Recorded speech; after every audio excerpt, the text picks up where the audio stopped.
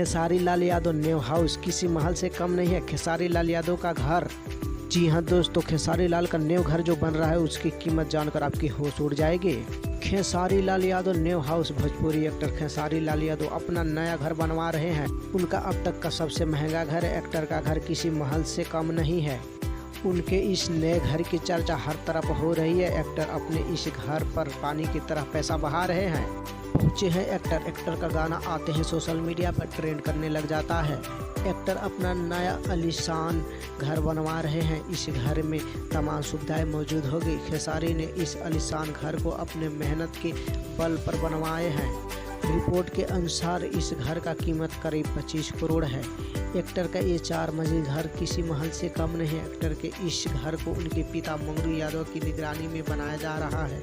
छपरा में एक्टर का पुराना घर। खेसारी लाल का पुराना घर छपरा जिले के रसूलपुर चट्टी गांव में है। एक्टर का ये घर काफ़ी छोटा है। एक्टर जब भी छपरा आते हैं तो अपने पुराने घर पर जरूर जाते हैं। एक्टर ने बताया था कि उन्होंने अपने गायकी की करियर शुरुआत इसी घर से की थी। उन्होंने कि मेरी पत्नी चंदा भी इसी घर में आई थी। इस घर से उनकी काफ़ी यादें जुड़ी है। खेसारी ने साल 2010 में अपने करियर की शुरुआत फिल्म साजन चले ससुराल से की थी। इस फिल्म ने रातों रात स्टार बना दिया था।